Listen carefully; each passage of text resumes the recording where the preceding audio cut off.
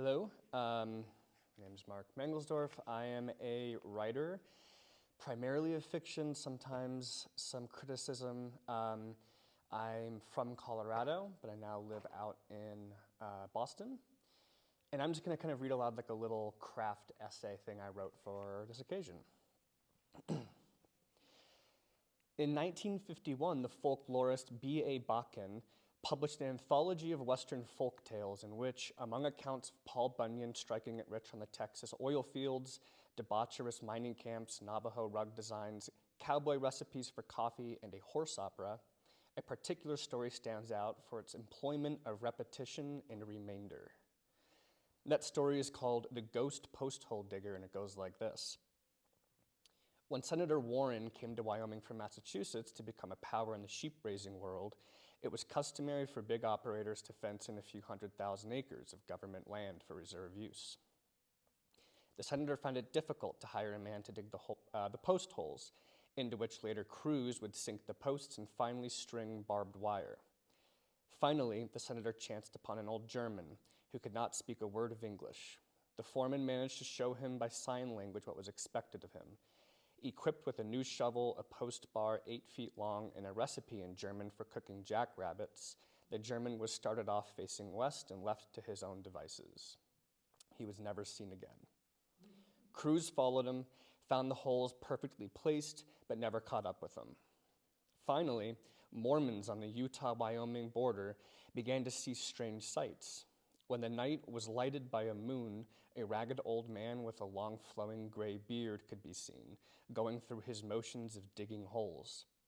His shovel was worn to a blade, his post bar a little bigger than a toothpick, but still he dug his holes 13 paces apart. Since no speaker of German ever chanced upon him, he still digs on, not knowing where the Warren Ranch might end. 1. Remainder is mental illness. When I first read this story, I was living in Cambridge, and just as I feel when I read Musil or Woolf, I felt that what I had read was true. I felt as I did when, 20 years ago, I first read the tale of Sisyphus in a green, unadorned hardback in my dad's library, that the old Greek king's punishment was the most accurate depiction of day-to-day life I had at that point encountered. Reading that author's rendition of the narrative, I imagined that in the face of a systematized external life, Sisyphus multiplied himself inward, so that every attempt at ascent would catalyze, sharpen, or else reclassify the memory of, say, his younger years in Thessaly, where in some now leveled forest of cypress and oak, a boy Sisyphus, driven by a groin-deep lust against which he was powerless, crouched behind a boulder on the banks of the Peneus and marveled at Merope, bathing nude in its crystalline waters. Or else, brought by his father to Aeolia on a family vacation, the simultaneous wonder and unease he felt when, in the night, he absconded with a small bag of wind and climbed the seething slopes of Etna to unleash them across the Mediterranean world. The infinite nature of Sisyphus's work, I thought, turned these memories into a community of past lives. With every ascent of his cursed hill, one of them would step forward and take on the weight of the impossible task. This is how, wandering through the woods of Colorado, I was able to believe that in his punishment, Sisyphus was not alone. I found then, and still find, that figures such as these, the heroes and stories of repetition and punishment, provide unexpected windows into the deranged inner chambers of the truth. But beyond that, I find that such stories reveal an animating force behind narrative construction, the formally generative artifact of a logical process that I like to think of as a remainder. I like to think that it is a remainder that characterizes the process by which, in my imaginary rendition of the old Greek myth, systematized labor meted out as punishment for past deeds sharpens the experiences of those past deeds, and so in the mind of Sisyphus expands their presence. That, in more pathopsychological terms, a pressure cooker type situation has spiraled poor Sisyphus into the depths of a multiple personality disorder. Or, and this is more likely, maybe all that was nothing but the fanciful imagination of a very bored 12-year-old. Regardless, What I know to be the narrative engine I call Remainder, I find in the above story, rediscovered by Bakken in the Rocky Mountain News from March 7th, 1948. In this vision of no conjecture doubling is required. It is manifest.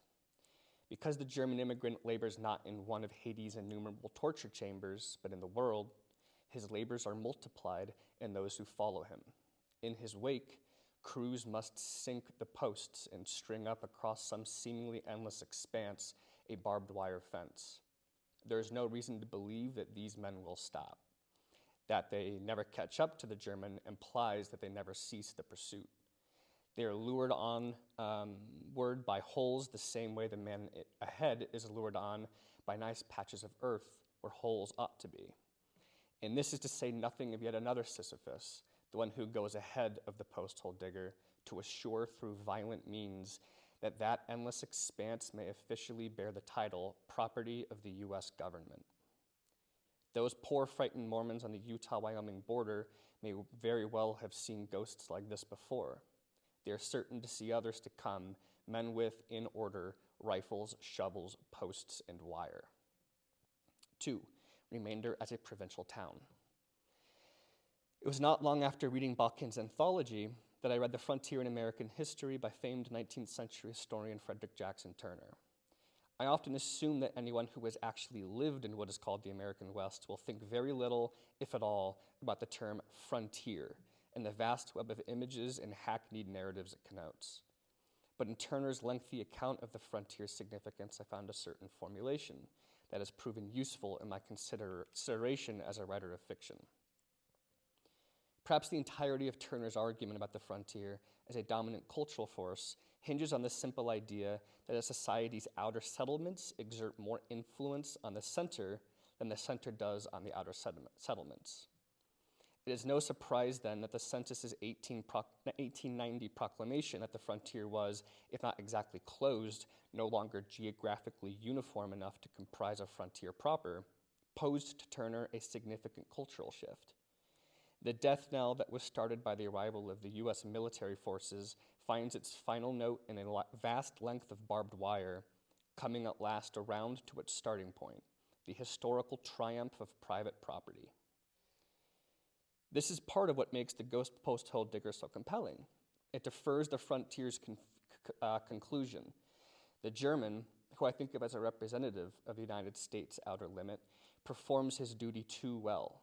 He is labor's hyperbole, the end point that, in an ironic twist, completely invalidates labor's primary object, the designation of the Warren property line.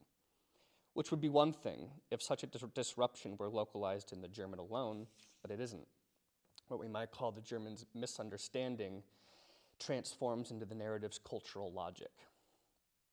3. Remainder as excrement. In discussing this folktale, my partner pointed out that the post-hole digger fits the mold of the fool, someone whose inability to communicate is part and parcel with his ability to invoke with such purity the depths of human experience. This, I think, speaks nicely to what I've always considered my primary attraction to narrative, an idiot perspective refracted back into the world. Or I could describe my interest in Kristeva's terms that, quote, upon remainder the world is founded, that there is a residue in every system, in cosmogony, ritual, and sacrifice, which deposits through ashes, for instance, ambivalent remains. Sometimes I worry people will think I'm crazy for equating narrative with shit.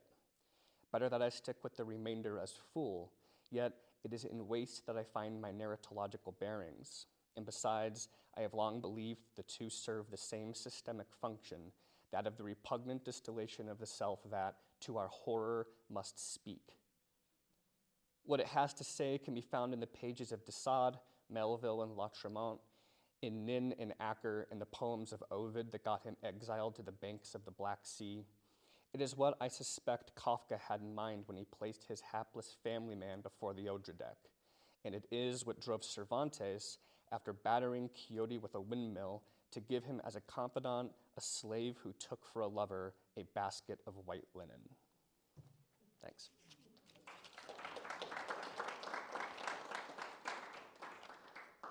Yeah. My family purchased sheep from Warren Oh, that's still around?